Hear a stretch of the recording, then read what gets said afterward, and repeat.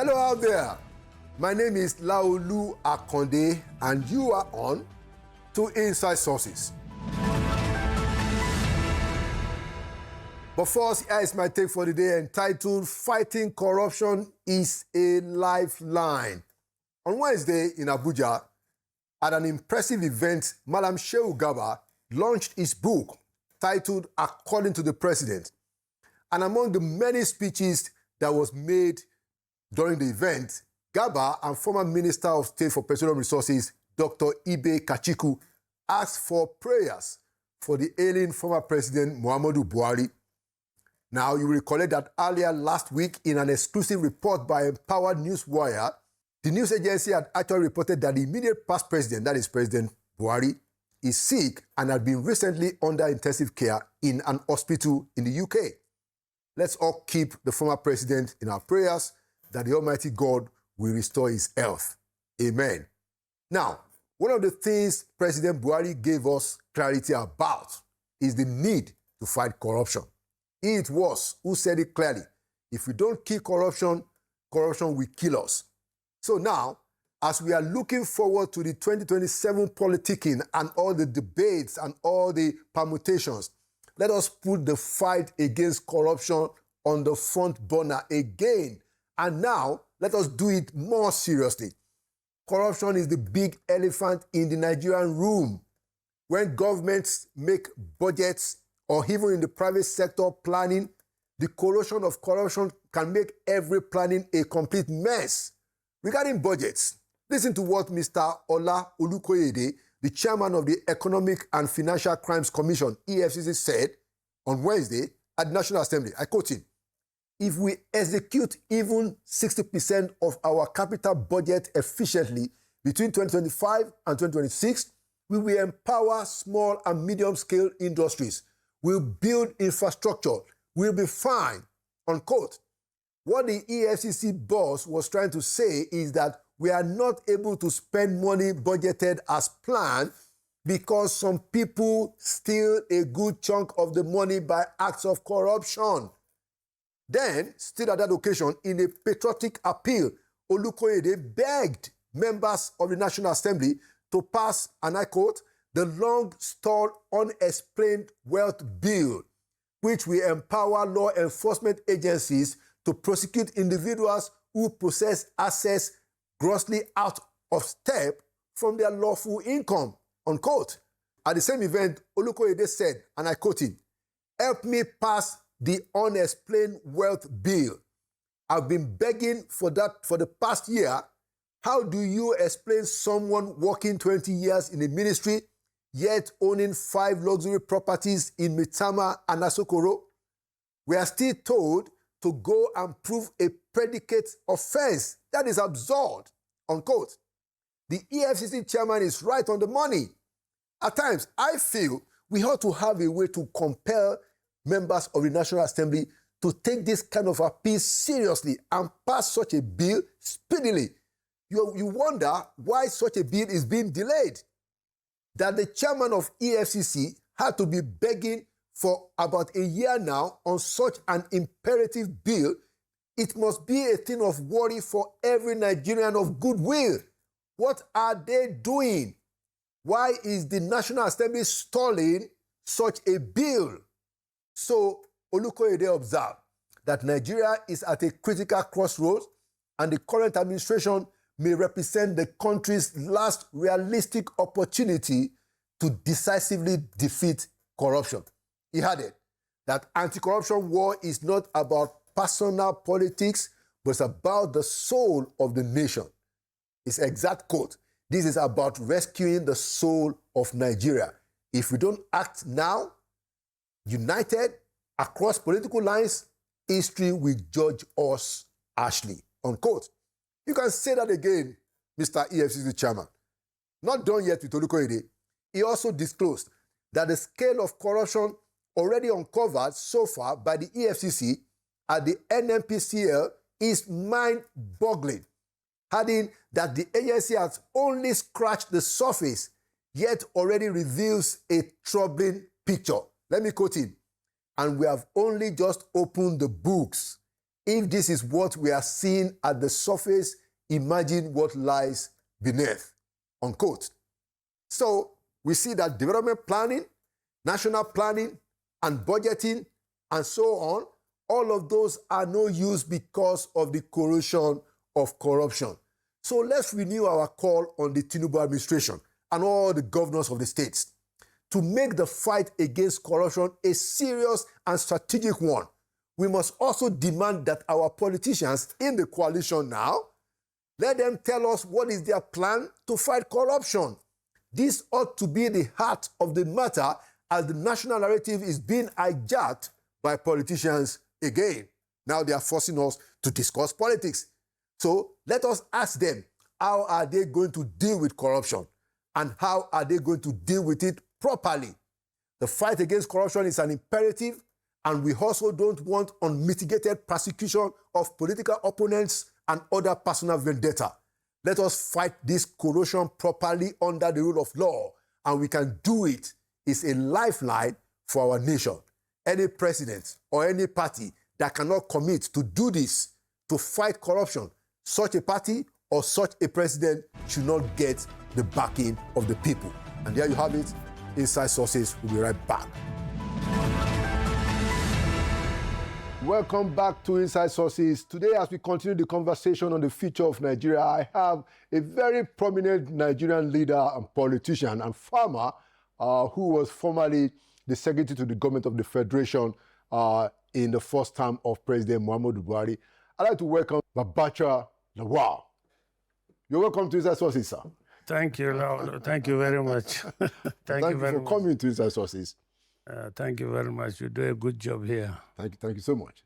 So I normally start with a discussion about the future of Nigeria, and I would like to ask you that if you look at where we are today in the country, are we going to that great destiny that all of us, or most of us, believe is the destiny of Nigeria?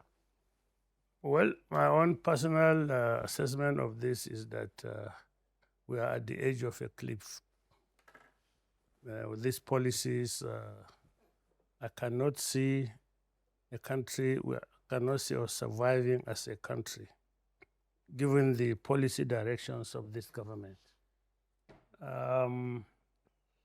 It appears that, first of all, there's nobody in charge. And Tinubu has decided to surround himself with people that I can call maybe the kind of one Russian personality called Grigory Rasputin. He has advisors that are unqualified, self-centered, unable to give him patriotic advice, if they do give at all.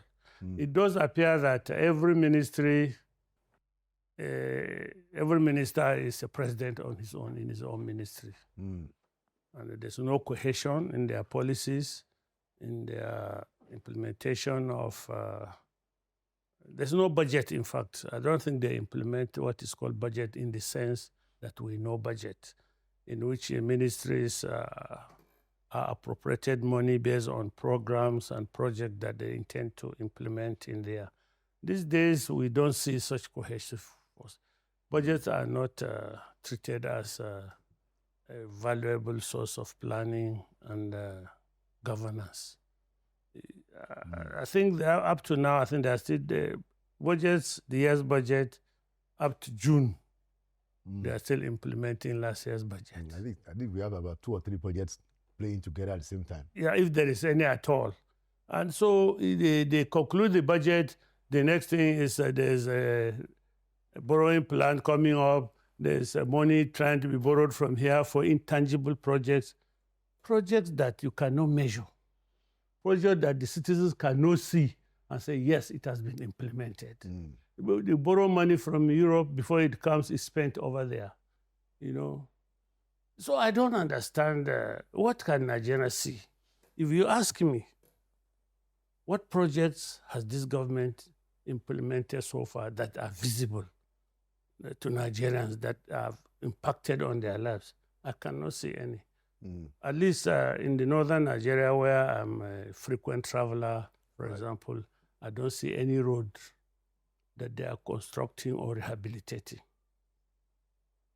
I don't, in the Southwest, I don't think there's any. They're still talking about Lagos-Ibadan Expressway, which it appears every government talks about, votes money for it, and it never goes anywhere.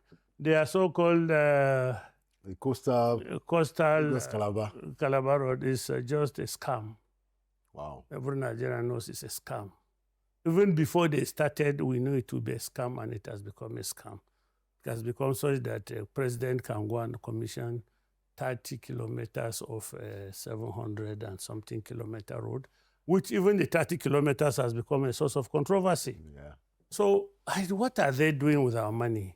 I mean, quite a lot of things that I want to follow up on based on your introductory statement. And I'd like to start from this perspective. Now, is there a sense in which we can say that the problems of the country today, some of which you've described, is cumulative? Now, I'll give you my opinion, just so you are clear, and then you make your own reaction. Or do you... I understand what you're saying. Okay. You are saying that they inherited some of the problems, which is their mantra, which is song with them. I want to also look at it objectively. Yeah, I don't... Is there a sense in which we can say... Me, of course. I can tell you, I'll tell you what it is. I must say, as we're progressing in that, our government, we had the sense that the president was tired of governance and he was just waiting to go. Yeah. We had that sense, even among ourselves. Yes. And when you have that... I'm talking of President Buhari. Yeah, Buhari. Right. And when you have that mindset, your ability or inclination to properly monitor and supervise your subordinates diminishes. Yeah. And so also, economy started free fall, and governance became scattered into various domains and things like that. That is my assessment. In spite of the president's best effort, given the circumstances that he was getting weary, he was getting the age was beginning to tell on him, and the zeal, the energy to do certain things started waning. That comes with age, whoever you are. So that is that. And this government knew this because the Bola was part of that government, if you must say, I can tell you. And but then, in government, you inherit something. If you inherit a bad thing, it's incumbent on you to make it good. Yeah. If you didn't inherit anything, it's incumbent on you to start something good. The whole essence is to progressively improve the standard of living of Nigerians, to progressively improve the security of the system, to progressively increase the economy of the system and the bounty in the system. That is the duty of government. Yeah.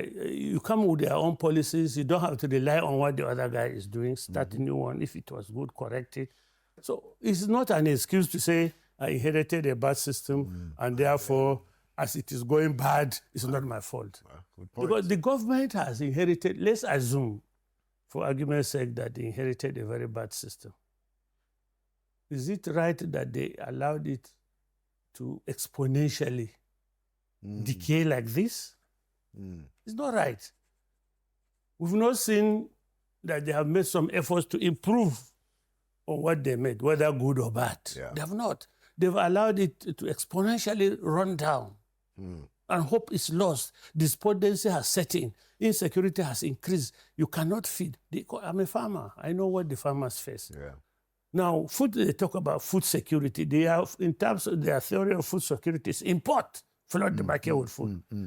But the acceptable best practices of food security is produce. To produce, what you want to eat. What you want to eat.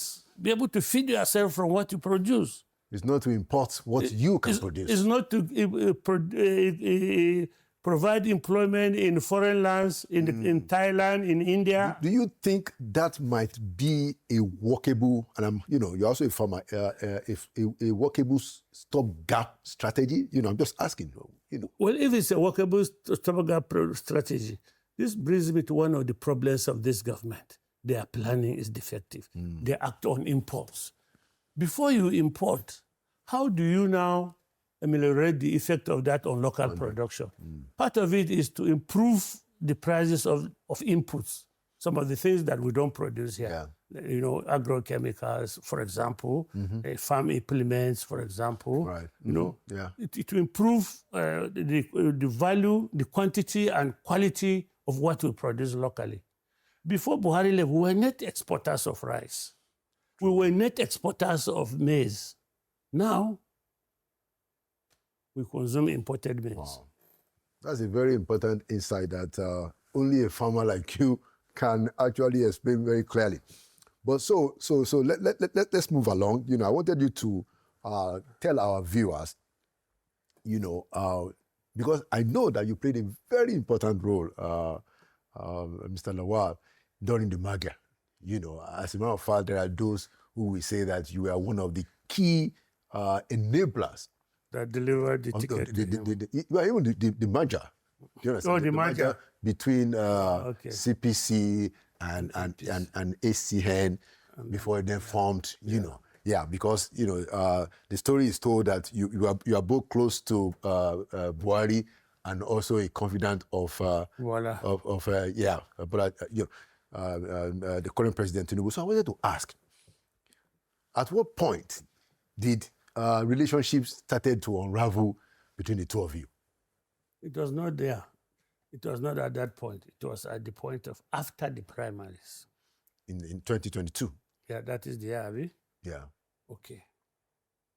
I know, you know, the truth of this matter is that Bola had a huge input in the emergence of Buhari as president. He contributed much. Very true.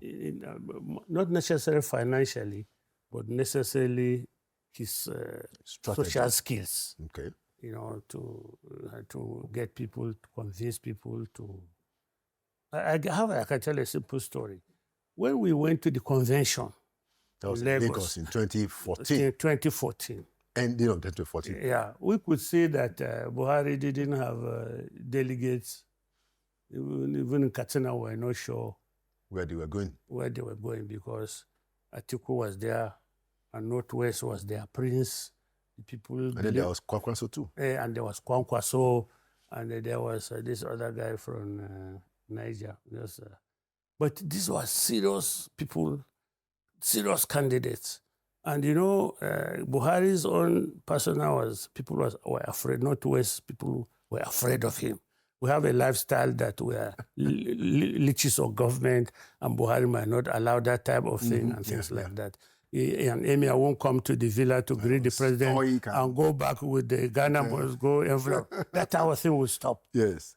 So we had this problem. And then myself and a friend of mine, Abdul Qadir, now late, he was the national vice chairman of the party in the Northwest. Okay. I was the national vice chairman of the party in the Northeast. Okay.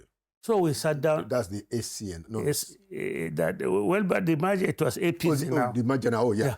So we now sat down. How do we do this on Wednesday? What is going to happen to this convention on Saturday? There are problems. First of all, we analyze the situation.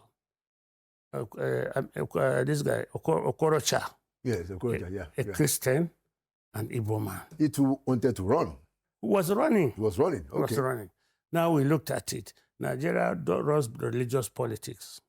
It's underneath, it's under the layer. Yeah. Religious politics. True. Okorocha was almost a northerner. He grew up in the north. Yes. He has done a lot of philanthropic jobs, very well known. He seemed to be one southerner that northerners really love. We are comfortable with.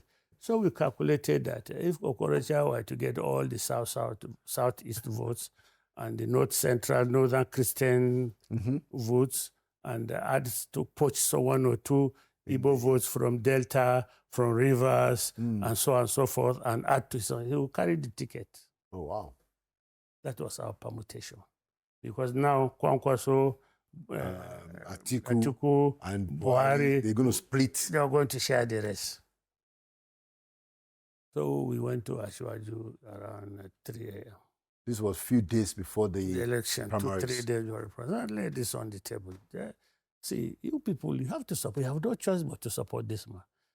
Even if he campaigns or not, whether Buhari is on the ticket or not, he will have 11 million votes. Yeah. Whether he is on the ticket or not. 12 self. Yeah. So all we need is a little bit, let's say 5 million votes to match it up. To scale start a closing line, something like that. Now made the compelling arguments.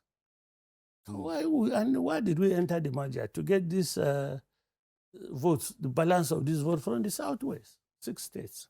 Yeah. And again, of course, Delta was an appendage of the 6 states that time. So I made the case. And Edo? I mean, Edo was, Edo, not Delta. Edo was an appendage.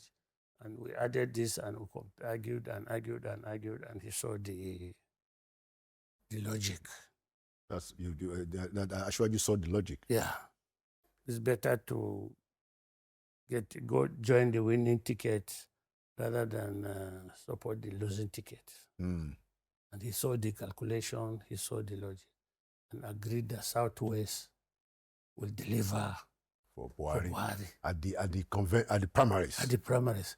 Let me tell you, it got to a stage, Ondo people, they had collected some incentive from one of the candidates. Whose name you mentioned? I won't mention. Okay.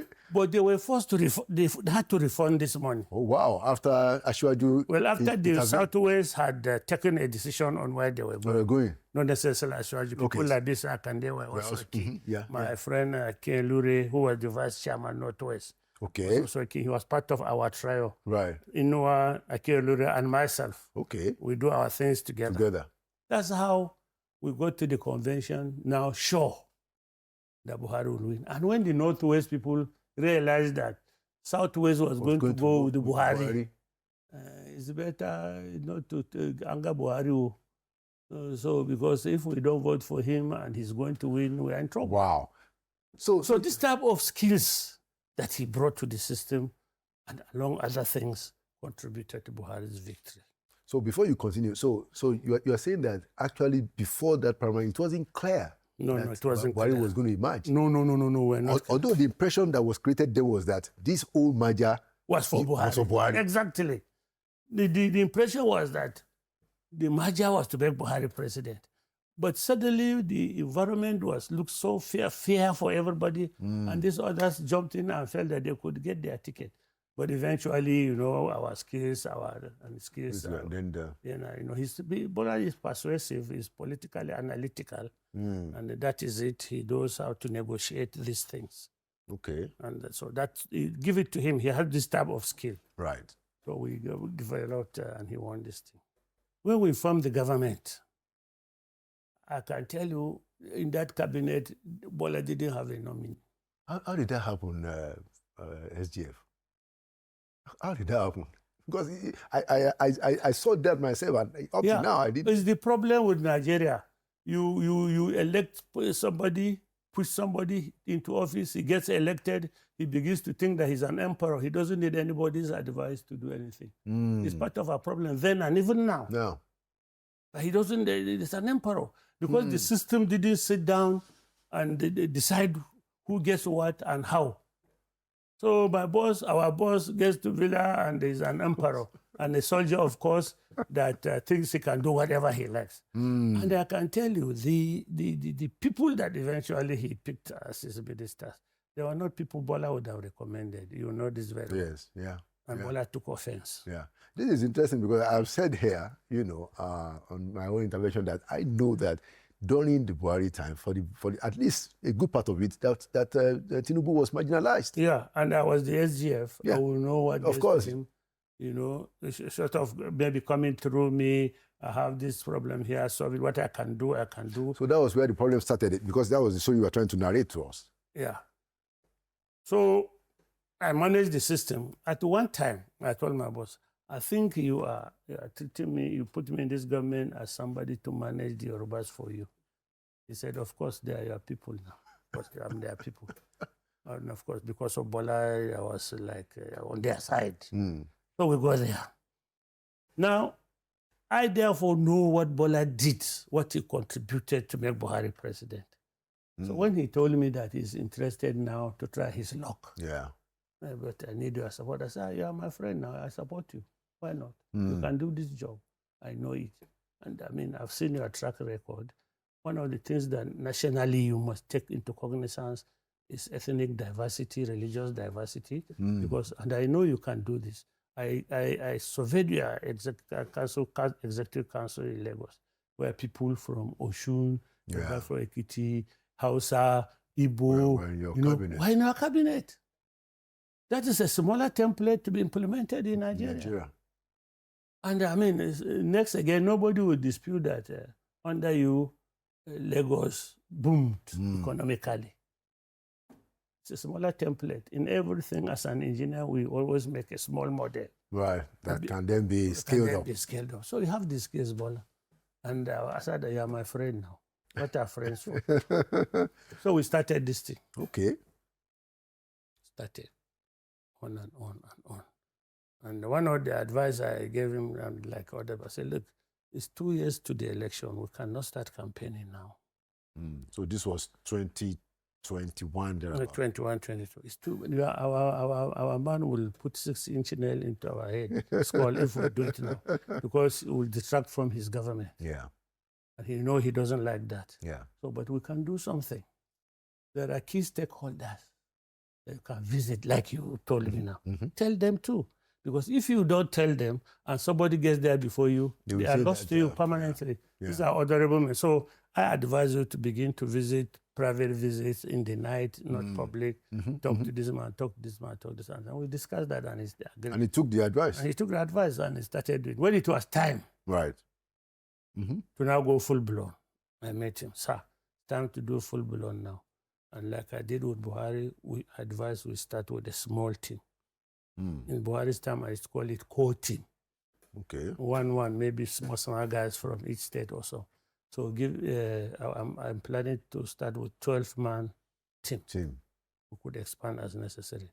Give me 6 names. Me, I will get 6 names. Oh, wow. Give me names. Very. So I analyzed the names one by one and told him their deficiency. This one is the governor in Lagos. You can't attend meetings now. If you maybe if you are lucky once a week, and this is a meeting that has to be daily or as if not. And this man in Oshun too, he doesn't even like Abuja. He hardly comes here.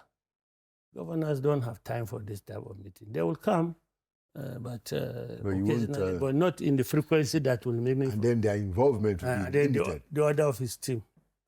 I said, look, these people, they cannot perform in an intellectual environment. I know my people. They prefer to come 12 midnight when everybody has gone to pollute your mind. Is that not their modus operandi? You told him that? I told him that. So I can tell you, they will not be able to perform in the type of group I'm setting. They will come the first meeting and second meeting, but they will not come again. They will come around, they are manipulators, they prefer manipulation. So please set up my own team. I said them, I'll choose good people, excellent people that I know from interaction with him. Intellectuals, hardworking, are his people. I set them up. Set the tournament. We started meeting. We meet to decide how do we do this? What do we do? I go back and brief him. How do we do this? When do we do this? I go back. We finance ourselves. Oh, wow. You go to a stage. We went to the convention. I'd already calculated that from our analysis of the delegates, we'll get 1,400. Oh, wow. Out of 2,300 and something. Then let the other guys share the rest. Now you are comfortable with that? Yeah, we're comfortable with that. Eventually, we settled on what we are going to do as incentive to our own delegates. Okay. At least they are coming from villages. They may do shopping to go back to their families and things like that. Provide their accommodation. We won. We won. Exactly as I said, 1,400 and something. Yeah, and you don't think that because there were also rumors in town that he also paid some of the governors, some serious amount There is of dollars. There is that. Yeah, I'm mentioning about $2 million each, something like Something that. like that, yeah. Something like that. Well, that type of discussion I will not be there. Of course, because my relation with him, everybody know that Ururu on the hand table are not there. So I excuse myself. From those ones. Anything to do with the money, I excuse myself. If Faleke and his group produce a budget, because they are like the implementation team, they give me the budget, I vet it, I take it to him. I say, Faleke will come for this money. Sometimes he will not. When Faleke comes, he will not get money. He will tell me, okay, he didn't give me money, I'll go back. I say, my friend, give Faleke this money. You are the candidate. We are trying to prevent you from shame and disgrace. You lose these primaries. The man who throughout your life has been designing this, the shame and disgrace is on you and your family. Not the BD. BD, okay, that's fine. Call the accountant and our judge. Faleke come and collect from the accountant. I leave. I don't touch money. So we finished that primaries and we called a meeting of our planning and a team. Okay. And I said, gentlemen, thank you very much. This was after we have won. Yeah, right. We have delivered. Yeah. We have delivered. Now, you know that the general election is a different ballgame. Yeah. I suspect the party will be driving it. And other issues will come in. So this, our team, cannot operate the way it is. The only thing I can guarantee is that I'll try to see whether as many of us are squeezed into the various campaign committees. God bless you. Thank you very much. Even somebody was murmuring to me, you will not collect something from Ashwaji for that. I said, these are gentlemen. These are honorable men. These are people that believe Ashwaji should be president. So giving them money is like discrediting them. Yeah. They never ask for money. When we need money to tea, coffee, Akir Lure will give us some, I provide some, and things like that. So how can you give somebody that I've known all his years serves Ashwaji money? Before money. Yeah, so and they all agreed. And I told you, if I collect you money, it's like payoff. Yeah, it was him so. So it's the bye-bye. Keep in touch. When I got out, one of them, I can tell you his name, Senator Opeyemi. Okay, the Senate leader. The Senate leader now, who has become something else. I said, he told me, Oga, I don't think, I know I need to advise you if you don't mind. I said, yes, Senator, what is it? I think we should give a final report. Okay, so Senator Opeyemi was in your team? Yeah, Senator Opeyemi, Senator AI, all of these people who are in the team, these are our people in the team. This Bashiru, the secretary. Yeah, all of them were in the team. Senator Yari, you mean? Yayi. Yeah. Oh, Yayi, yeah, exactly. Adiola. Yeah, Adiola was in the team, they were there. I know them for long. This other guy in Lagos, this senator, there's another senator there. It's old, he was, I can't remember his name, but he's very nice guy, very plump guy, Lagos boy. So I know. So you're going to say what Senator... Yeah, so I said, it's good we write a report. Right. After a committee like this, we should write a final report. I am a project manager, certified project manager. I know what it is, what we call lessons learned, and some recommendations on how to prosecute the general election. I don't know how it escaped my mind. Because it's supposed to be, as a project manager, I should have known that. I said, thank you, distinguished. Next time, after I called another meeting. I said, on Spiro advice, we need to do this. Now, you must know that by that time, yes, the Muslim ticket was the front burner. Yeah, it was already hot. It was already hot. So, we call the meeting, we need to do a recommendation, analyze the environment that we are going to in the general election, recommend how to tackle all challenges, mitigating them, and where we have opportunities, how do we enhance them, this and this, how do we recommend how to proceed with the general election campaign. And so I said, okay, we can't do it as a group now, 20 something, we are too many, 20, but then we're about 20 or so, plus or minus 5, minus 5, or 15 plus or minus 5. So I set up a 6-man committee. Okay. 3 Christians, 3 Muslims. Oh, wow. Yeah, Across the country? Across the country, from our committee. Yes. We didn't do it on quota basis or across country basis. We did people who can perform. Okay. You know, you balance the religion. Yeah, so the 6 balance the religion. I know them, we know the tendency now. And Senator Kwame was the chairman, because it was his idea, you know. Yes, true. So, unfortunately for us, Senator Kwame got bogged down by his own primaries, his own campaign. To be governor. He's not the Senate, to return to the Senate. Oh, okay, yeah, in because Ekiti. they had done the governor before that time. Yeah. So he was also busy with his own. So by default, Senator Grace Bent took over the chairmanship. Now, I need to tell you about Senator Grace Bent's qualification for that role. Senator Grace Bent. Which state is she from? She's from Ilesha. Oh, okay. She's from Ilesha. Senator Grace Bent. Grace Bent. And she's from Ilesha. Her husband is Bent. Major Bent. Yeah. From Adamawa South. I see. Yeah? Okay. And she represented Adamawa South in the Senate. Oh, okay. Now, if you know the politics of Adamawa, is about 60% of it is religious. And she comes from the area where Christianity is more in number. So she will understand what we are talking about. Yeah. And she was a member of the BOT of PDP. Oh, okay. So she was a senator. So she was eminently qualified. But she was in PDP, but she was working. She had resigned and joined APC. I'm just saying her background. Yes. So this lady, and we get along quite fine, and like I'm her elder brother, you know, we are from the same state. So she would come to me. So one day she said, brother, this thing, we have a problem. These guys, our members want to include their name as the VP, and I tell them, you will throw away this report if your name appears on that type of thing. Wow. You are not interested. They know you are not. I know you are not interested. You know, you've said it to me over and over.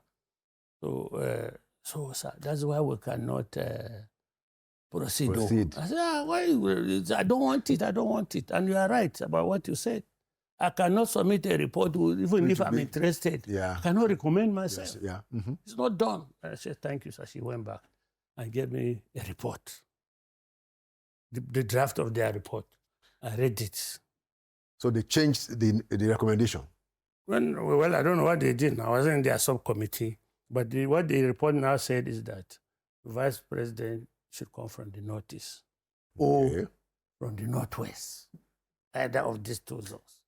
They didn't touch on religion. Oh, they left it, okay. And they said,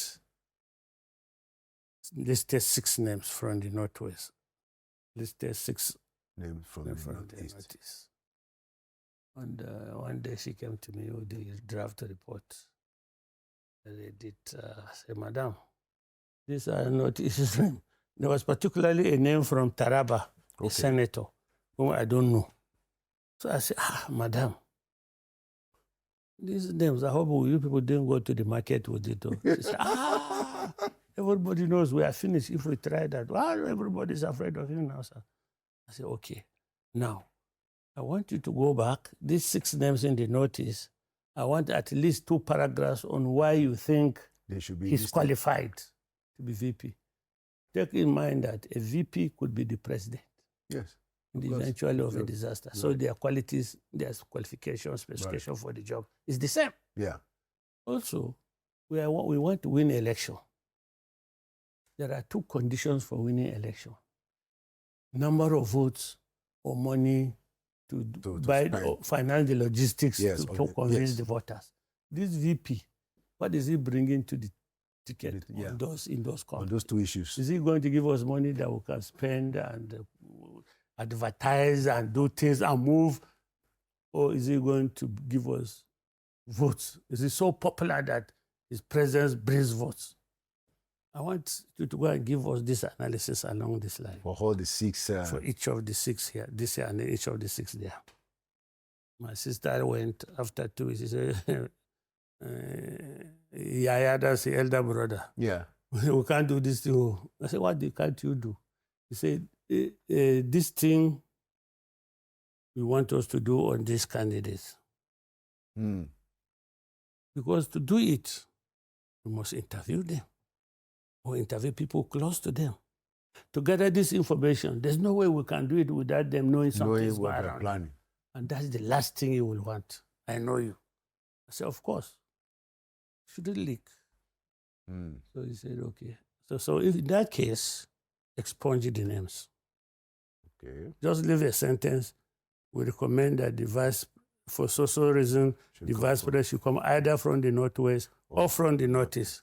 No mention of religion. No mention of name. My friend and I will know how to do that. We don't normally give out hard copies of our meetings. When we give them out for the meeting, we collect them back. Now, we had met on the draft that contained the names. Okay. Eventually, that report, I took it to London. Okay, to go and meet... To meet my friend. And part of the things I told him, I discussed extensively about VP, and I discussed extensively about who has the qualification of being a DG campaign. Because those things were already, rumors were already going around. And I considered people he was considering were not... So he didn't tell me. It was Thursday night. Okay, in London. In London. I discussed this, the names I thought he preferred, I disqualified them, and these things like that. I strongly gave him my reasons. He came back, and of course, again, my own Oga, our Oga, yes, had his, I know some people that he will like and that he will not like. That's the president. The president, you know. So it will be uncharitable, even though he doesn't want to get involved, it will be uncharitable. To go and put... for example, to put Buhari's enemy as VP. So he left now. I left, went back to my hotel and slept. On the Saturday night, I was packing. To go back. And then I was told from Daura that Bola Tinubu came here and announced his vice president. Oh, so he left you in London on Thursday night. Oh. And went to Daura on Saturday Salah. And then announced his Kashim Shettima as his VP. And it wasn't in line with what you had discussed. It wasn't in line with what I had recommended. Yeah, what you had recommended. Strongly. And he didn't... think that he should tell me there. After all these things from the beginning. Wow. I expected that he would say, hey, GF, I'm sorry you don't like this, but I've already made up my mind on so person. Maybe we'll fight. Exactly. But maybe it will even be physical. But I mean, it is his decision to make. You have to consider. But at least you will have benefited from the courtesy. Yeah. And then now, since I expected as a Christian that a northern Christian, by convention, would be the vice presidential candidate. Since the southern was a Muslim. So I would have done, and I know how Christians were expecting me to deliver on this mandate. So at least you would have said, BD, please, sorry, I've taken a decision because of so and so reason, but these are people, I will give them so ministries, please go and beg them to accept it. So back to them. So I come back now, I call my people, I say, gentlemen, I could not give you what you wanted, but I've gotten something. Well, you didn't have the opportunity to have that conversation. So now let's come to the coalition. You know, so the way I see it, you know, and I would like to have your comment, you know, just let's have a conversation around it. Don't you think that Nigerians have not seen the difference between the politicians, you know, and this is just a perspective, that the people need to be shown that there is a real difference, that this is not just personal differences. This is not just because, you know, we are not with Tinubu. This is not just because we have personal fallout, and that the people that are now leading this coalition are people that want to do something different. Yeah. Do you think that the coalition has made that point? Former SG? We have just formed the coalition. The issue of we've just formed it, and we're beginning to tell the Nigerians what we are and who we are. Issue of whether or not it's a gathering of some people. They are Nigerians now. Yes, of course. I mean, unless you want to bring angels from heaven. You know, I've gone around studios, and I think, Lawal, you are in government now. You didn't show me that... that I'm a journalist. that they are different journalists. You are always parroting your guy's position, which is what you are. That was my job, yeah. That's the explanation. Yeah. And Nigerians are like that. Nigerians, for example, if all of us have that mindset, our people, I mean, and obedient, yes, our people will not be so insultive of contrary opinion. Will not be. They should focus on the other guy. What does he bring to the table? You know, we in the North. Right. Yes, we have suffered tremendous poverty and deprivation under this man. You know, but we should not be focused on our own, because our own might not be good. I used to tell people that sometimes the other man's child will do for you better than your own son will do. That should be our attention. If we had a change of mind of all of us, about 270 million of us, 270 million, that's what we should be thinking of, the best for everybody. But we are Nigerians. If you go to my village, the thing they tell you is that we want Peter Obi, because why is there Peter Obi? Because I said Peter Obi was a Christian, and they don't want to know whether Peter Obi can do the job or not do the job. Atiku is from there also. They tell you that, no, we don't want to do Atiku. He's a Fulani man now. Like Fulani people are eating our crops. That's our thing. But they don't want to look at the person. Yeah. Does he have the inclination to do that? If somebody talks about age, every leader all over the world, they are old people, except Macron, who ended up marrying his teacher. If that is the type of youth you want to be president, go ahead. But see, we believe that all of us in this coalition have the belief that we should do something different. We should do something for the good of Nigeria and Nigerians, not necessarily for self or your immediate family or your immediate tribe.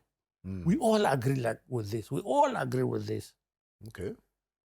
You know, I don't know whether I should tell you. We were discussing one day with Atiku Abubakar. You know, he's from my state. Yes. I've never done his politics. No, exactly. This is the first time both of you are in the same camp. It's a camp. And we were discussing this issue of you elect somebody and he becomes an emperor. He said, AJ, we're not going to allow that. We will not do this thing again. We elect somebody who will go with the mandate of the party, who will go with the Nigerians in mind, who before he gets there, we have told him what he's going to do. Who before we go there, all the tendencies in Nigeria would have known what they are going to get. Something like that. You know, that was from him. Between two of us. Okay. You know, and I know Peter Obi, of course, he talks. Peter Obi is no secret. He's can't say anything. Amechi, we were in the cabinet together with Amechi. I know Amechi. Exactly. Amechi was even in my house yesterday and we were discussing, you know, all this type of thing. We agreed that everybody must bury his ambition. Let us get a coalition. Without us getting together, the possibility of removing this government was not there. And then we get somebody, when we're coming to leadership, this was in our mind. We get leaders that cannot be bribed, cannot be manipulated to change the result of congresses and give the wrong man, the man who lost the ticket. I mean, you understand that as a national secretary of the party, Rauf is of course that type of person. And you understand that BD Lawal is not likely to bring 1 billion naira to David Mark. But there's a question, and with due respect, around David Mark, you know, and it's not anything about when he was Senate president. In my view, I wasn't even in the country. But the role that David Mark played, reportedly, regarding June 12. I think this issue of June 12 is because maybe he was in the Armed Forces Rule Council or something like that, or the role he played or whatever. I don't think it is enough criteria, as much as the Southwest people would like to intimidate us into believing that that is the only parameter by which you judge patriotism. I don't think. Okay, but don't you think that David Mark should, for the first time at least, address his own role, explain his own role in the June 12 debacle? Because the Southwest people insist that he had a role and he must explain to who. Well, because that's the perception that is out there. Now, what about those who felt it necessary to annul that election? Well, What of their own view? They don't count? No, everybody. It's part of the fact that... I agree with you. I agree. Everybody ought to be accountable, in a sense, about what happened, both David Mark and the rest of them. But let's move along so that we don't get stuck on that. So what about the issue of rotational presidency? I wanted to know, what was your own view personally? So I think that this rotational presidency seems to have become some kind of consensus. And it's helping us to build a sense of belonging. And it goes to the north, and then it comes to the south, which is part of the reason why you and I, and some of us could not support the Muslim ticket, because we felt that there's no balance. Ground norms to that. Yeah, so what is your own view about, do you think it's time for power to go back to the north after 8 years of Buhari and only 4 years, of... Okay. Let me tell you. My own view, personally, I would like the best. Wherever he comes from. However, there are, in politics in a society, there are mitigating factors. There are times when settling for the best would probably not be good for the nation. We didn't start this issue. I remember there was one coup, I don't know whether after the Gowon coup, Yaradua was promoted from lieutenant colonel to brigadier, become chief of defense. I think it was after the Gowon coup, yes. After the Gowon coup. Yeah. Okay. So those who planned the coup, or the prominent people around that time, were Christians. And if Obasanjo, I think it was Obasanjo, they had settled on Obasanjo as the president, even though he didn't participate in the coup. Yeah, they felt that the northern people will take offense and probably instigate a counter coup if they don't feel, if they are not accommodated. Right. So they took Yaradua, Lieutenant Colonel. Yeah, if you know Yaradua, he was basically a sportsman. Yaradua was the captain of the Nigerian hockey team. I see. And it was his major preoccupation. But he was a prince. He was a combatant officer. And they felt that promoting him and giving him that position will help build cohesion. Bring cohesion. Whereas there are quite a lot of people that they TY who were prominent in the who could have been made in the line of succession in the military. So these things happen. The best sometimes will have to be set aside for a compromise for the social cohesion. That is the issue. But at all times, it's always good to focus on the best. And even when you want to do that analysis, the best must be in the equation. It is the analysis of who becomes will be around the best, like they did. Now, come to this, our situation. Let me tell you, we have suffered in the North.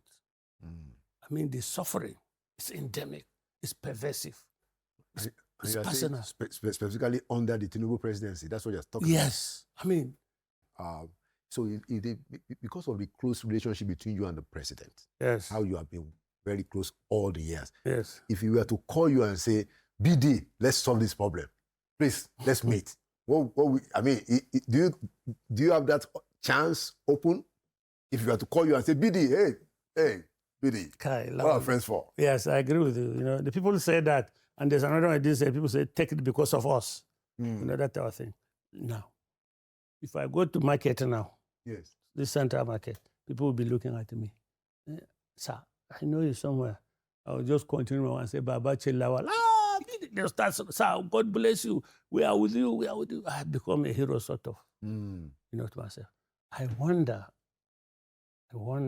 Laolu, if I were to be in this government, if suddenly I'm a government in this government, either as a special advisor or as a minister or as SGF or as a chief of staff, I can't walk the street of Nigeria. I will be worse than people like Bwala or something like that. I can't walk. I mean, it is a total U-turn of what integrity stands for. And I would rather die the way I am with this my integrity than to go and... Wow. If I were in this government, three things would have happened. Either I would have resigned, or I would have been sacked, or I would have been killed. It's not as if Bola doesn't want me back, but you are in power. There's a screen around him. Yeah. They understand the that bubble. since BD is very well known for telling truth to power, you become telling Bola Tinubu the truth, and they will be in there. Let's keep him away. Let's keep him away. So it's a whole system. It's a good place to end it. Thank you so much, former SGF, for this very revealing, insightful, and as always, with you, very frank conversation. And thank you for your, contributions to national development. And thank you for standing up for the northern minorities, especially on the issue of Muslim ticket. It's a question of principle that, some people must hold it out. And thank you so much also for coming to Inside Sources. Thank you, sir. Thank you, my brother. Thank you so much.